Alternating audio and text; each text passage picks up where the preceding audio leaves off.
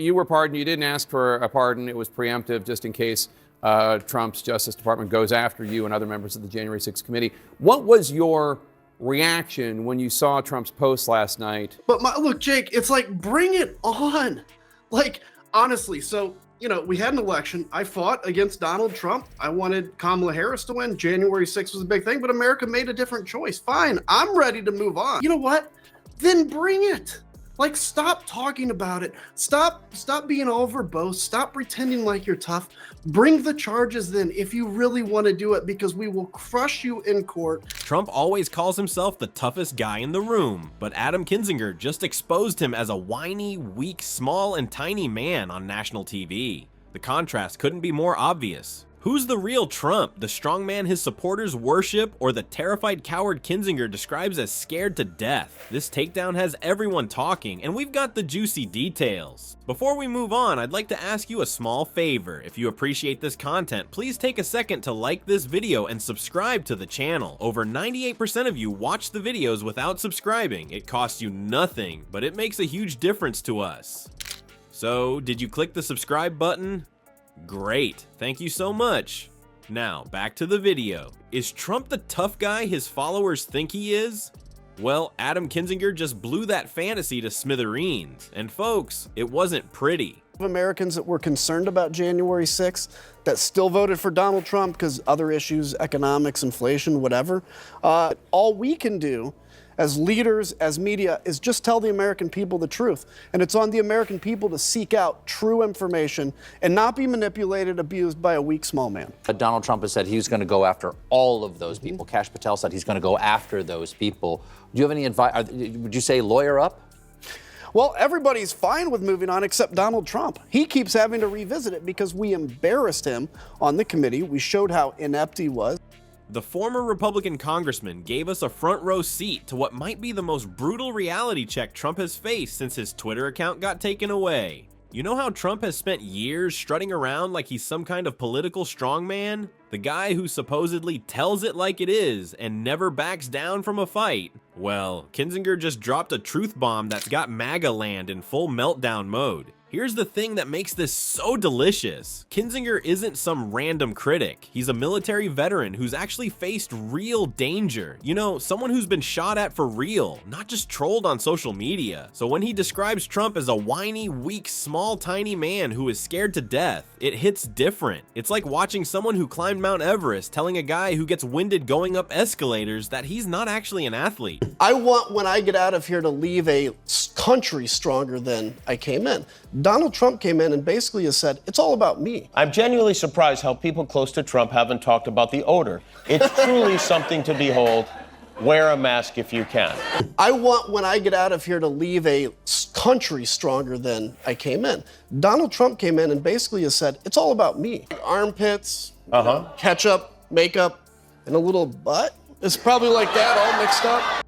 The contrast couldn't be more stark. Trump puffs himself up like a bullfrog in mating season, while Kinzinger systematically exposed him as more of a terrified tadpole during that infamous January 6th insurrection, when Trump's supporters were smashing windows and hunting for politicians. Where was their fearless leader? According to Kinzinger, he was nowhere to be found. So much for leading the charge. But wait, it gets better. So do you think Trump's move to say the pardon in his view is void is because he wants to investigate the January 6th committee members? Or do you think this is more about trying to reopen a discussion about President Biden's... My decision, that'll be up to a court.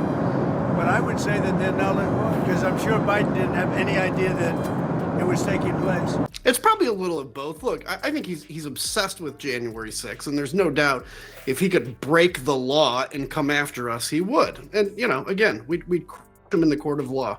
Kinzinger didn't just wave vaguely at Trump's cowardice. He went for the jugular by comparing the former president to a 6-year-old boy that's still trying to earn his father's approval. That's gotta sting worse than a bad spray tan line. All those MAGA folks with their "Trump is my alpha" bumper stickers must be feeling pretty awkward right about now. Remember all those times Trump bragged about being a stable genius who hires the best people? Kinzinger pointed out the awkward reality. Trump's White House was basically a conveyor belt shuttling people either to prison or the unemployment line. Turns out his best people were either criminals or folks who refused to become criminals for him. What a hiring strategy. The most devastating part of Kinzinger's takedown was how he exposed the fundamental contradiction in Trump's persona. As Kinzinger put it, real strong men don't whine about witch hunts every 5 minutes. Boom, there it is. How can someone be both the toughest guy in the room and constantly playing the victim? It's like claiming to be both a heavyweight champion and someone who gets knocked out by a gentle breeze. Kinzinger didn't stop there. He went straight for Trump's fragile ego by declaring, "Donald Trump is scared to death of strong people." That explains a lot, doesn't it? Why Trump only picks fights with people who can't really fight back. Journalists, disabled reporters, Gold Star families. The minute someone stands up to him, he's suddenly got more important things to do. I'm genuinely surprised how people close to Trump haven't talked about the odor.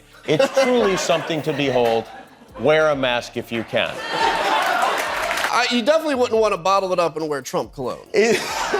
You spent time with him? I did, yeah. You got close to him? Mm-hmm. Not too close. He invite all of us into the Oval Office all the time, and it's hard to avoid that. Perhaps the most cutting observation from Kinzinger was his assessment that Trump has no empathy for anything but himself. This strikes at the heart of Trump's carefully crafted image as a man who cares deeply about the American people. In Trump's world, it seems the only pain that matters is his own discomfort, the struggles of ordinary Americans. Just props for his next rally speech. After Kinzinger's scorching assessment went viral, Trump's defenders scrambled like cockroaches when the kitchen light turns on. It's pretty hard to maintain the image of your hero as the ultimate tough guy when a combat veteran is publicly pointing out that the emperor not only has no clothes, but is actually cowering under the bed. And this guy obsesses about Joe Biden because the only time he ran against him, Joe Biden beat him, and that bothers him. And so yes, I think it's constantly trying to change people's view on Joe Biden. At what point are you like, yeah, I won. I'm vindicated. I feel vindicated. But he can't. He's a small man that just continues to get angry. And it's like, fine, bring it on then. It's just childish. I mean, he did it for John Bolton, Mike Pompeo. This is just a way for vengeance. And by the way, Pompeo was a big supporter of Donald Trump. This is dangerous. Somebody's going to get hurt. So there you have it, folks. While Trump continues to parade around as the world's toughest alpha male, Kinzinger has just torn that facade to shreds. The image Trump sells versus the reality couldn't be more different, like comparing a roaring lion to a hissing kitten. And whenever criticism comes his way, our former president doesn't stand tall. He runs to his social media accounts to throw a tantrum. As Kinzinger so perfectly put it, Trump is just a loser who keeps losing. And that's gotta sting more than any other insult for a guy whose entire personality is built around winning. Trump can't handle this reality check, responding with personal attacks rather than addressing the substance of the criticism. That defensive reaction, it's basically Exhibit A in proving Kinzinger's point about Trump's fragility. Truth hurts, doesn't it, Donnie?